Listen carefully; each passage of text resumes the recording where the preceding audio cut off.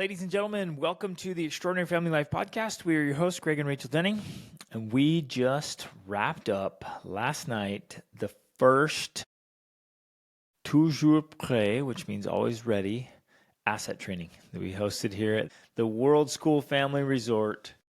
We had You're in Portugal. Absolutely amazing event. Mm-hmm. It was fantastic. So we wanted to give you guys a little bit of update on that and just kind of share the whole idea. And of course, you guys, we always need to be ready because you just never know what life is going to throw at you. And you know that already. That was the point. That was the theme of this event, was talking about being always ready and what that means. Like, okay, being ready for what? Like, what are we trying to be ready for, you know? And what does readiness look like? Yeah, exactly. And, you know, I know you've told the story many times. Sometimes I feel like we repeat the same stories all the time, but it's so applicable, the principles that they teach, and specifically the one you've told about preparing or doing that triathlon in Costa Rica many years ago. This was back in like 2007. And you had been doing triathlons before that, and then you didn't think there were triathlons in Costa Rica. We moved there. Long story short, you got invited to do one, but you hadn't really been training. You'd been working out like a normal sort of workout, you know, average workout. Which I think is important. Yeah. It was normal. I was still working out. It didn't like I let myself go. Right. But a normal workout isn't sufficient training. Exactly. And that's the point of a training like this, is we're talking about what you're doing on a daily basis isn't sufficient training for whatever it is you're trying to prepare for.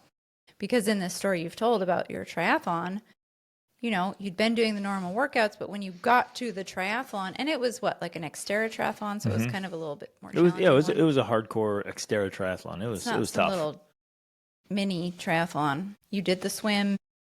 You did the bike, although your legs cramped up. You fell off the bike. It turns out that was one of the hardest bike rides I've ever done. Yeah. Ever. And the thing was brutal. Right. But then by the time you got to the run, you could not do the run. You could not finish the triathlon because your legs cramped up. You fell on your face. And then the famous line that you always say that came to your mind was, when the time to perform has arrived, the time to prepare has passed.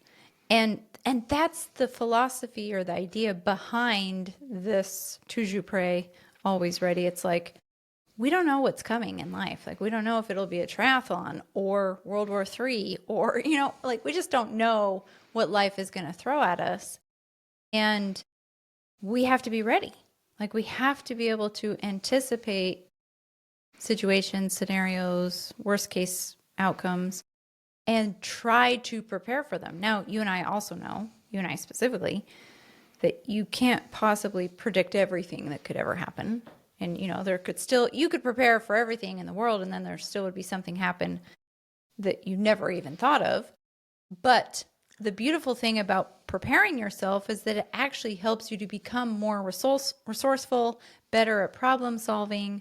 You know, you're become more of this MacGyver type guy where it doesn't matter what gets thrown at you, you can find an answer because you're used to finding answers. That's exactly what I was just thinking while you were saying that. Like, when you get really good at solving problems, then when they throw problems at you, you're like, oh, I haven't seen this specific one, but I can figure it out. I'm highly trained at solving problems. Yeah.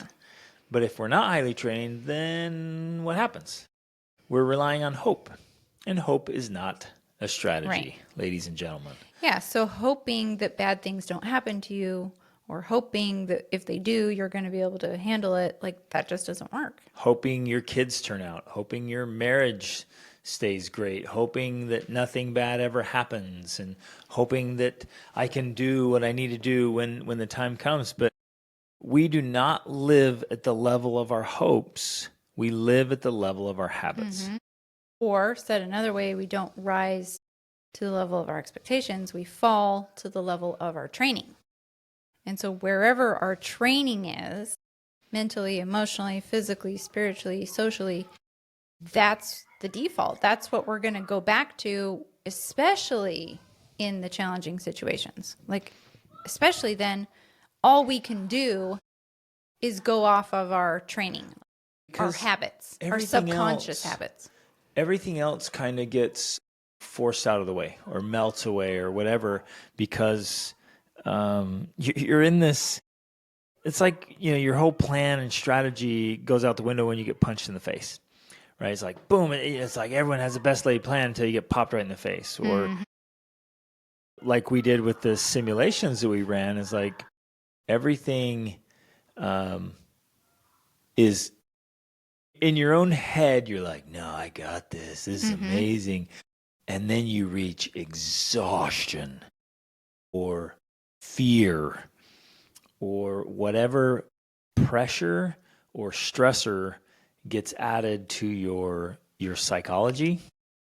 And then all the clarity you had under pressure often goes away.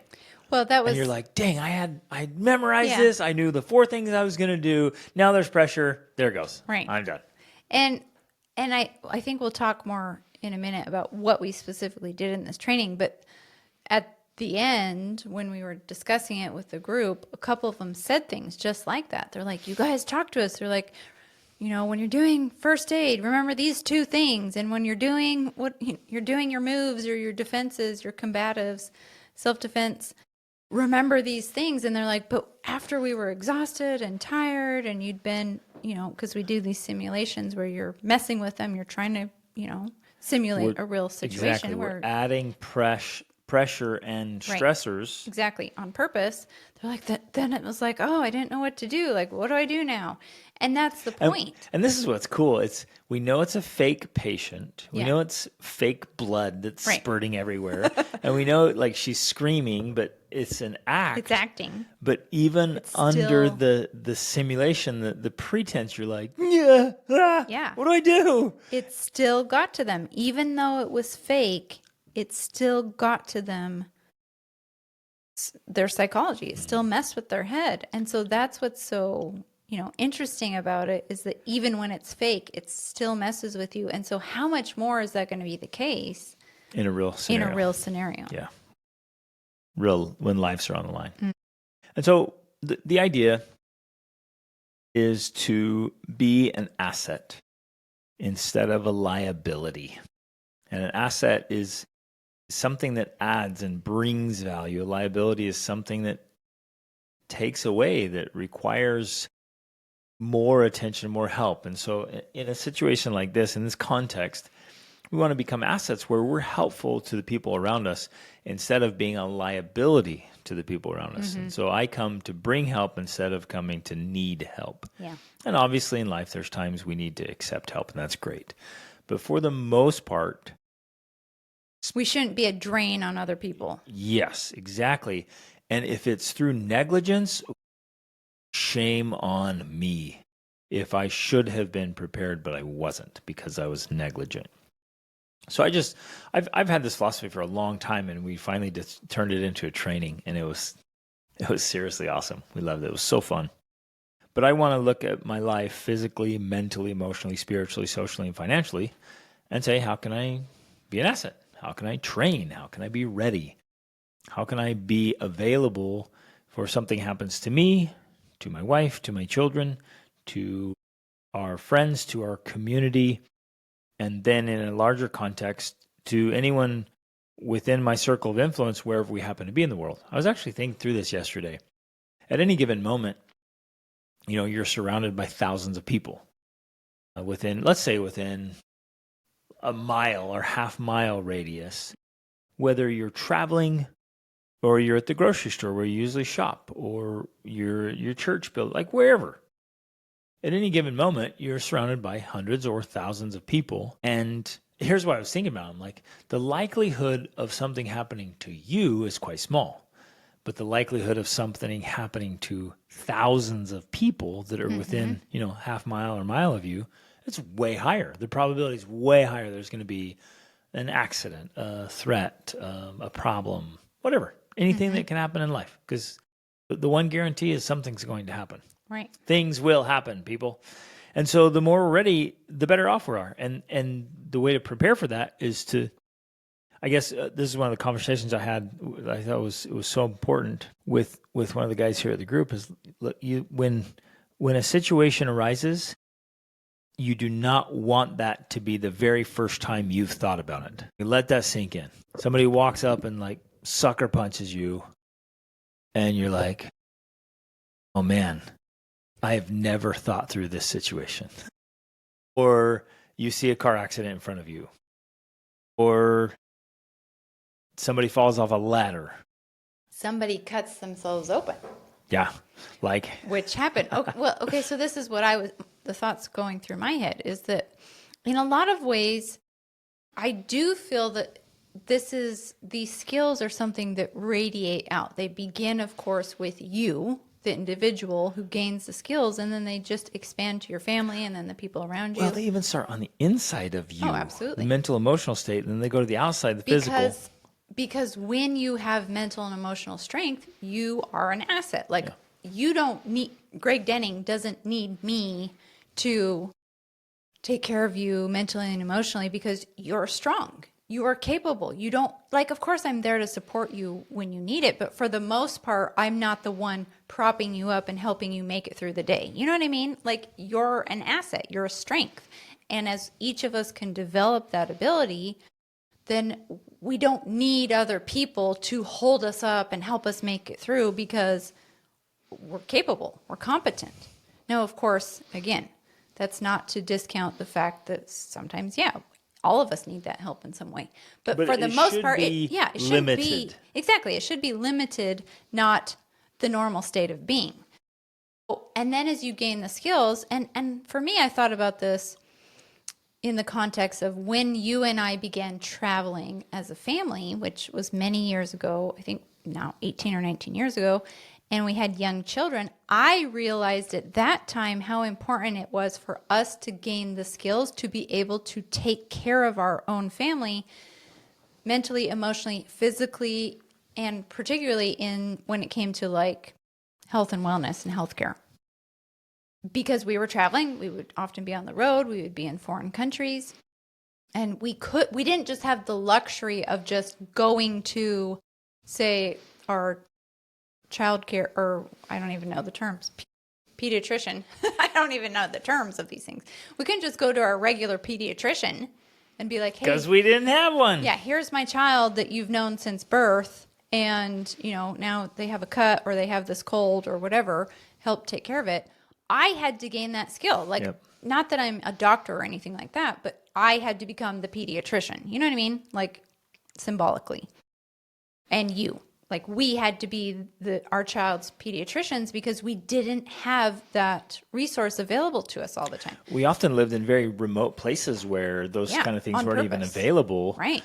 And so we're like, hey, let's think through this. Let's make sure we're ready for whatever little or sometimes big things happen. Right. And so I know for a lot of people, that's often been a barrier. In fact, that's maybe one of the more common questions we get is like, well, what do you do about healthcare? And our solution was like, well, we just gain the skills. Like, you are an EMT, you have the medical emergency training, you have the wilderness emergency medicine training. Like, you legit could stitch someone up or, put on a tourniquet. Like, you can do all sorts of things that makes you an asset that we don't have to rely on. Of course, there's situations where we still do, but you know what I mean? For the most part, that first care comes from you because you have that training and that capability. With sicknesses, illnesses, coughs, colds, all of those things, like, you and I were the first line of care for this. We never go right to a doctor because we've trained ourselves enough to have enough skills and enough knowledge. And then beyond that, we have lots of friends who are doctors and lots of friends who have medical training, so we can reach out to them if we don't know what to do. And so we've literally have this little community of competence that I like that. Eliminates the competence. That eliminates the need for us to rush to the doctor right away because we're like, oh, I know what this is and I know how to diagnose it and how to treat it. And a couple weeks ago I got strep. It was confirmed by our friend who's a doctor. You have all the first aid and medicine, and so you had the antibiotics. You gave me the antibiotics. I got better. We moved on our way. I never had to go see a doctor because we were able to self-treat because of the quote-unquote asset training we've given ourselves to be able to have this sort of competence, right? So that's one example. And then, of course, now Immediately, I'm like, wait a minute. We're not saying you should go self-treat yourself if you don't know what Right. you're doing. And No, you should be taking antibiotics. you need to learn stuff. Exactly. Yeah, So you exactly. learn as much as you possibly can across a broad spectrum. And then you surround yourself with friends, that know family, what they're talking about. community that are even more competent. But that's a deliberate thing. And that was one of the things we talked about here is like part of your greatest assets are building the community, And your building network. relationships, Yeah. friendships. Well, so then brings me to the story that happened on this event. We did all kinds of crazy stuff. We won't even tell you all of it because it can be taken out of context. And you need to come experience it yourself. And plus, right, we don't want to give away all the secrets so that when we do the next one, you know all the stuff. But one of the things that we did was break glass bottles. That's all I'm going to say about it. Intentionally break glass bottles. And one of the participants in the process did something that wasn't recommended with this bottle. at all. And sliced open what would you call this part of your hand? Like right behind his forefinger, in between his forefinger and his thumb. Yep. Sliced it open. Like it was long, it was deep. But we didn't have to go see a doctor because we had 2 doctors here. And we went inside, they took care of it, they cleaned it, they treated it, it's a type of suture, but it's That like I had in my kit. that you had which in was your very kit. important. It's like a medical zip tie or Yeah. something. They're awesome. Closed it up, completely handled by the people on site.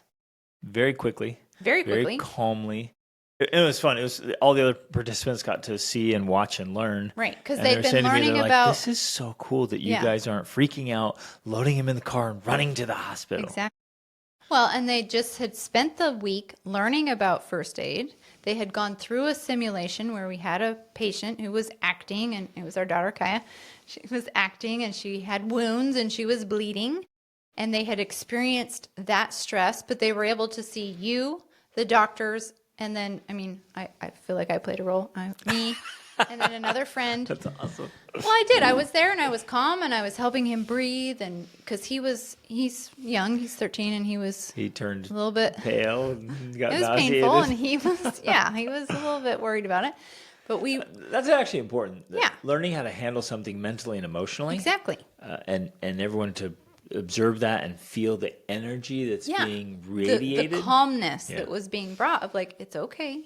Everything, because you right away, you looked at it, you saw it, and you're like, it's okay. Because I was gonna looking be at his fine. face, and mentally, I was, like he was checking was freaking out. and I was like, "Hey, look at me! I want your eyes on me." Because he was looking at his hand, like, I'm like, "No, we're not passing out here. Look at me. Slow, deep breath. We're good. We're gonna go inside and take care of this." Yeah. And then we just calmly went in. We were there. Me and our friend Alex were helping him just be calm and breathe, because I think they had lidocaine, but they didn't use it. I don't know. So, No, we there just made was him tough it out. Yeah, he just had to tough it out, being taken care of. But it was this whole community of people. And then everyone at the event was sitting there watching, because here's firsthand life. first aid, Yeah. right? This Real happened, life. this happened on our Cuba trip too. Yeah. That we were down there and we were using knives, and one of the guys we were working with, Oh, right. firefighter, cut his hand wide open with his knife. And so same thing. It was dark, and it was at night, and there was no electricity in Cuba at all at this time. So we got all our batteries, our flashlights, and solar and everything out, and did the whole suture kit there. And so again, what I'm saying is like these are real scenarios Right. where you're out Real trying to do skills. good, or you're out traveling, something happens, you're like, okay, how do we handle this? Yeah. And back to the idea of, well, not just being able to travel, but just living life in general. I feel so much more confidence and so much more, I guess, less worry and stress, knowing that specifically you, have these skills. I have some skills, that just gives us more freedom to be able to live life in the way that we want to. Ooh, more freedom and less fear. Yeah, more freedom and Yes, less fear. Yes. And so we're able to travel, we're able to go abroad, because like I said before, one of the biggest questions we get from people about, well, how can you go travel? Because what about medicine? What about doctors? What about... And all the what if questions that Yeah. we always have. And it's like when you have these types of skills, you have that freedom because you're not worried about those types of things because you know when it happens, you'll be able to handle it. And that's just one aspect of it. Absolutely. One small aspect. It could be, hey, what if you end up in the wrong part of town? Or what happens if you end up in a threatening situation? You're downtown All these things have exploring happened to us. and wow, now there's a riot. There was a protest that turned into a riot. What do you do? Exactly. Or you get lost. What do you do? If there's a natural disaster, what do you do? Like, how do you handle yourself for situations that happen whether you're traveling or not? Sometimes we think, well, I'm not going to travel because things could happen. Like, wait a minute, let's check that thinking there. Does that mean that if I stay home and I don't go out and travel, that nothing will happen in my area? And it's, of course, you're like, well, no. That's not true. It just like life Things happens. will happen no whether matter you're, what. Yeah, traveling or stay home. So try to stay home and put pads around your house and hope that nothing ever happens, but hope is not a strategy. Exactly. Yeah, I mean, any of these things we've mentioned could very well have happened and they in do. your own neighborhood. They do happen. At your own house. And there's crime happening in your neighborhoods, and crime that you don't know about, and crime that you do know about, and there's sexual abuse happening in your neighborhood. I guarantee it. There's human trafficking happening, if not in your neighborhood exactly, in your communities, in your cities, in your states. It's all over the place. So, which was another thing that we talked about during this training. So whether it's direct malice or some kind of accident, things happen. Now, I'm not saying this is going to happen to you or could happen to you, so be ready. In my own personal mindset, I wholeheartedly believe, like, no, things are going to be good. I'm getting this so I can help others. This is how I operate. This is how I mentally operate. And I think it's important to share that. I'm not operating in fear. I'm like, operating something's going to happen. as we better a philanthropist. Be ready. Yeah. Like, I want training so I can help people. And because of that, we have been able to help so many people. Well, specifically you. Yeah, okay. So, you don't have to include me, babe, but it's okay. Like, Rachel stays in the car with the kids, so that's helpful. That is helpful, actually. And I run over and help. Yeah. So I don't even think I can count I can count the number of times you have been able to help people, specifically medically with first aid, in multiple countries around the world. And often austere, remote environments where there isn't immediate help. It's a doozy. And sometimes just random scenarios. Like we lived in Costa Rica and there was a guy who fell off his bike and he ended up dying, unfortunately. But you came across him and you helped him. There was a guy in Mexico who'd fallen off his motorcycle and cracked his head open. He ended up living. We were the first ones there. You were there to help get him in the ambulance when they arrived and everything. You know, like there's just been so many scenarios. And I think in some ways, you know, that's God and the universe conspiring of like, hey, here's a useful person. Well, I'm going to put him in the path of these things. Maybe a little side note here that might be helpful for people. I remember speaking to God about this years ago and just saying, hey, look, I'm willing. I want to help. And I'm willing to help. And so as you're leading our lives, if there are people out there who need help, lead us there in the right moment. And it started happening more. And I do feel that God and his universe will conspire in your favor and in other people's favors so that you can be an angel and you can be a help. You can be an asset. Right. The last thing I ever want to be is a liability. That I'm the one that because of my own neglect or lack of preparation, I need somebody else to rescue me, somebody else to help me because I wasn't prepared when I should have been. So basically, that's the whole idea of this. And we went through the medical training, of course, and then some really fun, learned combatives and self-defense. Lots of combatives, and I think everyone really enjoyed that. It's so fun. But they enjoyed it, but it was also legitimately challenging. And that's also a part of the training because for the most part, and I include myself in this, we spend our lives being comfortable and doing what's convenient. And so it's very useful for people to be challenged in a way and to use their bodies in ways that they're not used to using them, so that they have some preparation for, whatever might come their way. Because, your physical fitness is a factor. Absolutely. I'm going to do a double negative here. It can't not be a factor, right? Mm-hmm. And even when we push our limits on a regular basis, it's different when you get together with a group. And when you have someone else pushing Exactly. Your limits. You're with a group, and then you have somebody saying, nope, move faster, go farther, push harder. You blow past limits that you thought you were pushing up against. And it's awesome. And you feel this massive sense of accomplishment. Once it's over. And in the moment, you learn a lot about yourself. Yeah. And you're exposed to where your limitations are and what you can work on. And you're also exposed to, this happens all the time, is like you realize, I didn't think I was capable of doing that, and I just did it. That's powerful. That's crazy powerful and special.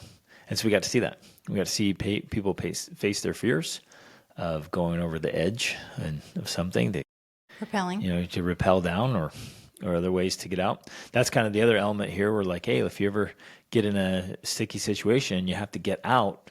How are you going to get out? How are you going to escape? How are you going to get away? How are you going to defend yourself? And having this bag of tools at your disposal for defending yourself, defending others, escaping, finding solutions, avoiding problems, which is the most important skill, using your head, which is your most important asset, and use your own creativity and thinking, and keeping your cool, and medical skills if you need it. This is awesome. It's so fun, and it's a great way to live. And so, like, for all of you, I mean, we're just deep in this all week long, all day long. It was amazing. But now it's worth sharing to all of you. So every one of you listening, I sincerely want to invite you to adopt that kind of identity and mindset. Become an asset. Be helpful. Be useful. And if I could rant a little bit, the desire to be a good person and the desire to be helpful doesn't necessarily make you helpful. If I want to help, but I have no skills to back it up, then my desire to help I'm still useless. Yeah, it's empty. It's pointless. Yeah. So in that moment where this person needs specific help and I'm like, look, I really want to help you. And I'm there like holding their hand or whatever. I'm watching from a distance, wanting to help. Well, okay, that's good. At least you want to help. Your heart's in the right place. But you're missing the skills.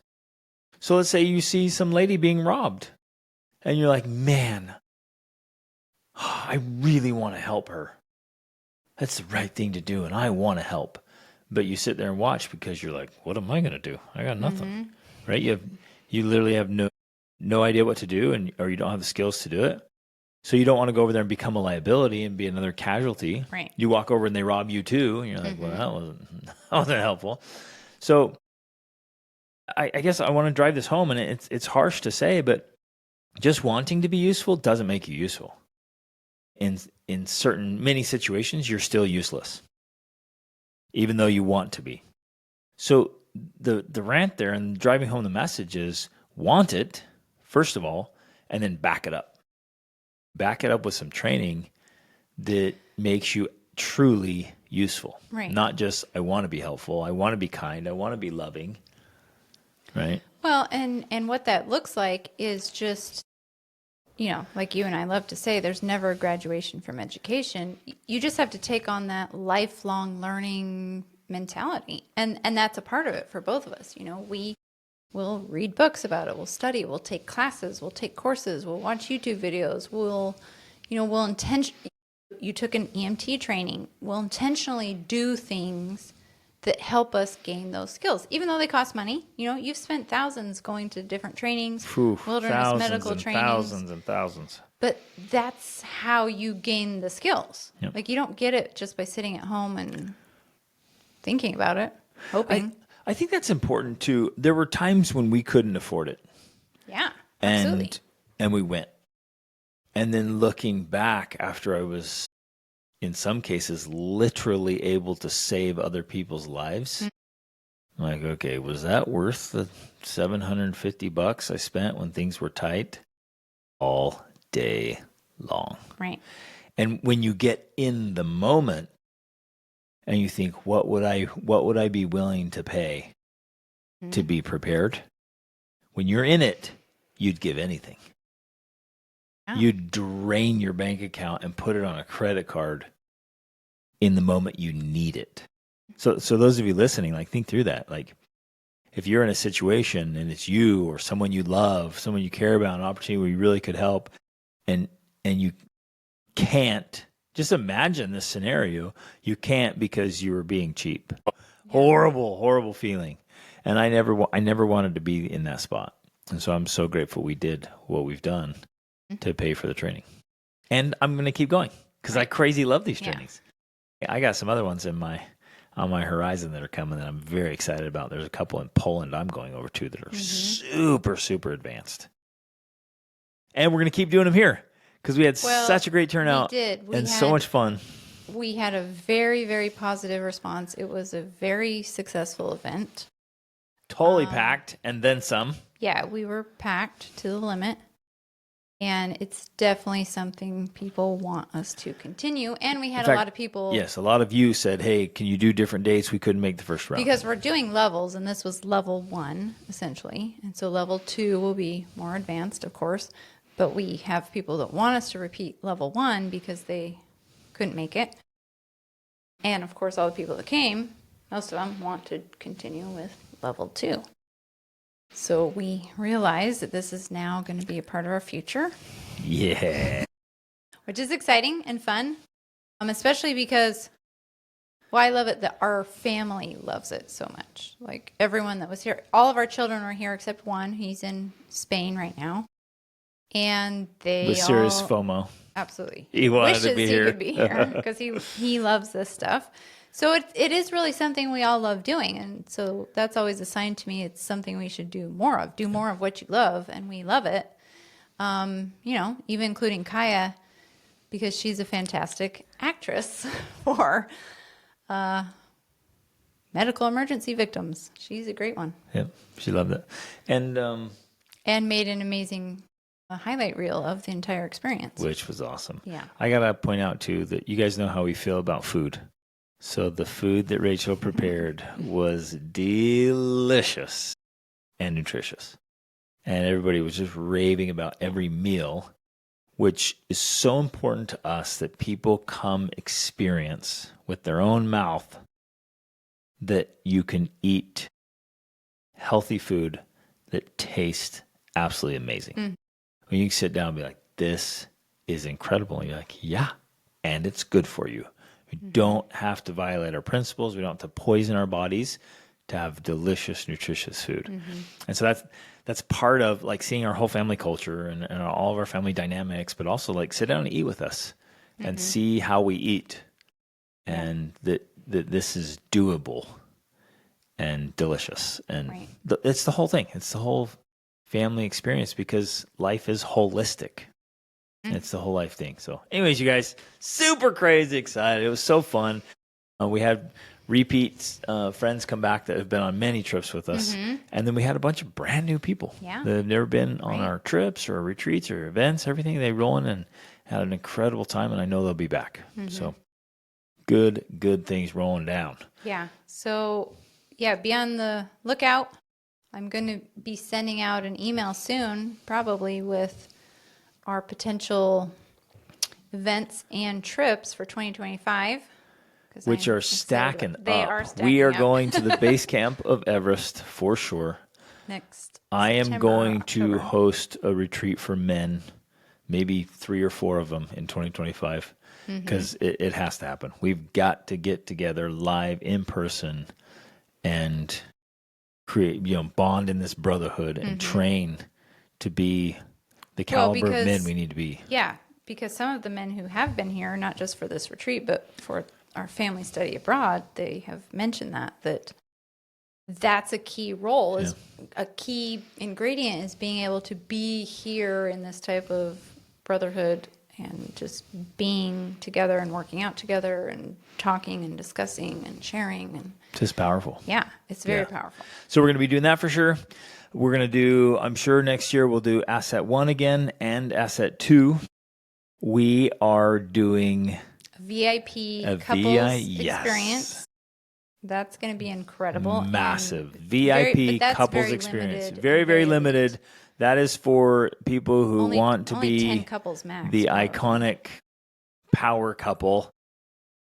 Yep. Extraordinary marriage and leading your families, the whole shebang. That's happening very soon.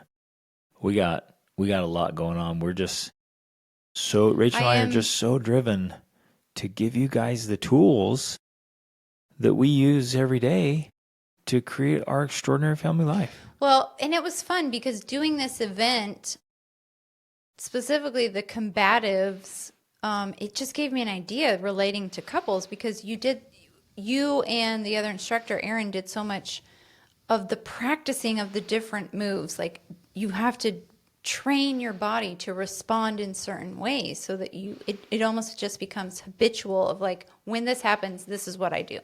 Right? Whether it's this move or this elbow or it this, has to become whatever. Automated. It becomes automated and automatic. And I thought about that just one morning. I woke up and I thought, this is what we need to teach couples. And this is something we're going to be doing in this VIP couples experience, is we just want to teach you the automated responses you should be having to your spouse. Like, when this happens, this is how I respond. When this happens, this is how I respond. So it becomes automatic. Well, here's the interesting thing. You already have an automatic you response. Do, but it's not been delivered. It's the wrong one. Exactly. And that's why you don't have all the results you want. And so I'm like, it's just the same thing. We literally just need to do that kind of training of like, do action when this thing happens and watch what happens. It's going to, because changing your behavior changes the results you get.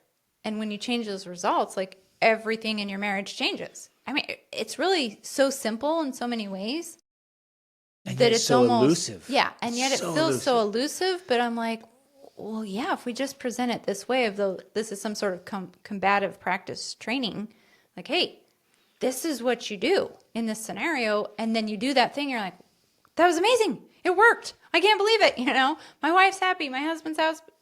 Everything's so much better in our relationship because I'm able to train myself to have these automated behaviors and automated responses to certain situations. That for us has made all the difference in our marriage. And it's something we've literally done. We've trained ourselves to respond in certain ways to certain scenarios within our marriage that completely changes the dynamics. Yep. And makes it extraordinary instead of just, bleh. Bleh. Or where it's dying, Exactly. falling apart. Right. So I'm super excited about that because I think that will be very impactful. Yeah. Tons of great stuff coming this year. And well, actually in the next, well, now things are rolling out. We're sharing all the goodness.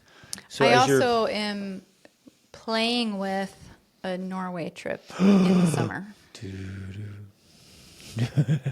Is that Jaws? Jaws, shark. Are we going to go shark diving? That was the tune that came out. Let's do it. No, that would be awesome. So you guys, we just want to share some love. Thanks for listening. Thanks for being a part of our community. Thanks for being awesome human beings. So some of you listening were here this week, and we're so glad you were here. Mm-hmm. And love you guys. Some of you listening have been all over the place with us and done cool things, and some of you listening might be brand new and will be. And will be. Exactly. We're going to get you out here. The invitation today is just kind of examine your life and say, how can I be more prepared? How can I be a better asset? How can I continue my whole life education, not just intellectual education, as important as that is, but your whole life education. How can you keep making things better and keep creating those transformations? And the whole purpose, the whole reason is so that you can be happier, more joyful, have more meaning, more fulfillment. You can squeeze the juice out of life and really, truly enjoy it instead of just merely existing. Well, that's a really good point. I'm glad you brought that up, because back before, when I was talking about having freedom versus fear, that is one of the end results, actually, is that you're happier. When you have less fear and stress and worry in your life, well, then almost automatically you just have more happiness and joy and peace, because it's like all the energy in your life that was going towards that stress and fear and worry is now freed up, and it can go in a better direction, a higher direction. And so you're right, gaining competence, becoming an asset, it does help you to have more happiness in your life, because you have more competence and confidence and capability, which frees you up to feel more positive emotions. Boom. Love it. I'm just going to throw this out there. Some of you need to sign up for coaching with Rachel. Some of you need to sign up with coaching with me, for coaching with me. And maybe some of you men need to join the Formidable Family Man Brotherhood and Tribe, and just grab the tools. Grab the tools that speak to you, the resources. And I'm not just making this sales pitch. I'm like, we're adding real value, and we're creating tools and resources that you need in your life, so that you can have the life that you want, not the life that we want for you or somebody else wants for you. It's for you. So stop hesitating and go all in. I came away with so much this week. It was exhausting. I can't tell you the specifics, but I was exhausted yesterday because I had an interaction. Well, I guess I can tell you. We did a self-defense training where I was padded up, and You I boxed had 28 people. I had a combatives. 30. So it was 28. So basically, I did a kind of an MMA session yesterday with 28 rounds. I'm so tired and so sore, my whole body, but absolutely worth it. And I come away with so much, and I learn, and I improve. I see my own weaknesses, and I make new commitments to keep working, keep improving, keep training. Yeah, same for me. And it's worth every effort. So remember, we don't live at the level of our hopes. We live at the level of our habits. So let's get those habits dialed in. Let's get the training dialed in so we can live the quality of life we want to live. Love you guys. Reach upward.